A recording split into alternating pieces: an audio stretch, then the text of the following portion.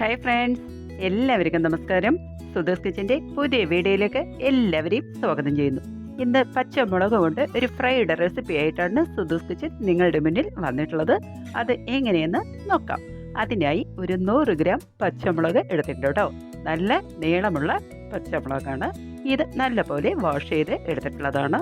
നമുക്കിത് തിളച്ച വെള്ളത്തിലേക്ക് ഒരു 6 മിനിറ്റ് ഇട്ട് വയ്ക്കാം കേട്ടോ. നല്ലപോലെ ഒന്ന് വാടി കിട്ടണം. അതിനാണ് തിളച്ച വെള്ളത്തിലേക്ക് ഇട്ട് കൊടുത്തിട്ടുള്ളത്. ഇത് ആയി കഴിഞ്ഞു. നമുക്കിത് ഒരു ടവലിലേക്ക് മാറ്റിയെടുക്കാം. അതിൻ്റെ ഈർപ്പമെല്ലാം തുടച്ച് എടുക്കാനാണ് ടവലിലേക്ക് മാറ്റി വയ്ക്കുന്നത്. ഇത് ഈർപ്പമുണ്ടെങ്കിൽ എണ്ണയിലിട്ടാൽ പൊട്ടിത്തെറിക്കും. അതുകൊണ്ടാണ് ടവലിലേക്ക് മാറ്റി വെച്ചിട്ടുള്ളത്. ഇതെല്ലാം ആയി കഴിഞ്ഞു. നമുക്കിത് നെടുകെ കീറി എടുക്കാം. രണ്ടാക്കൊന്നും വേണ്ട കേട്ടോ. നെടുകെ ഒരു നല്ല വര വരച്ചാൽ മതി. കത്തി കൊണ്ട് കീറിയാൽ മതി കേട്ടോ. ഇതുപോലെ കീറിയെടുത്താൽ മതി. എല്ലാ പച്ചമുളകും ഇതുപോലെ നമുക്ക് കീറി എടുക്കാം. ഒരുപാട് എരിവൊന്നുമില്ല കേട്ടോ. മീഡിയം എരിവാണ്.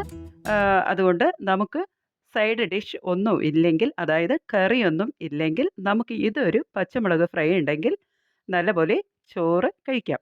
ഇനി ഫ്ലെയിം ഓൺ ചെയ്ത് ചീനച്ചട്ടി വെച്ച് കൊടുത്തു. ചൂടായി വന്നിട്ടുണ്ട്.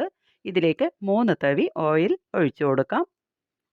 ഇനി ഇതിലേക്ക് തുടച്ച് വെച്ച് പച്ചമുളക് ഇട്ട് കൊടുക്കാം.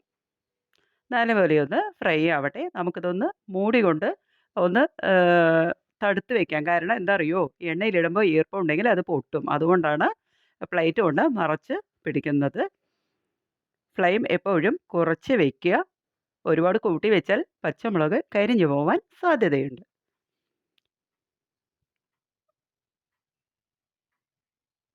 ഇനി ഇതിലേക്ക് അല്പം കായപ്പൊടി ഇട്ട് കൊടുക്കാം.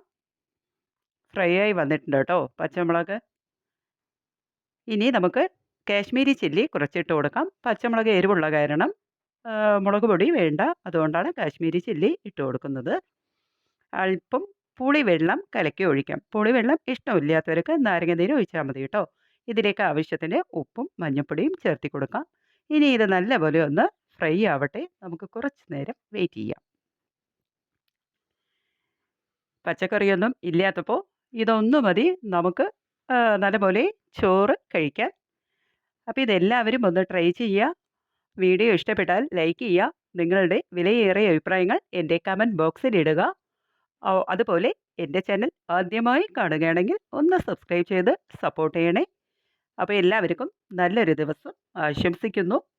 ഇനി പുതിയ വീഡിയോ ആയിട്ട് അടുത്ത ദിവസം സുധീസ് കിച്ചൻ നിങ്ങളുടെ മുന്നിൽ വരുന്നതായിരിക്കും. അതുവരെ എല്ലാവർക്കും ഒരിക്കൽ കൂടി താങ്ക് യു.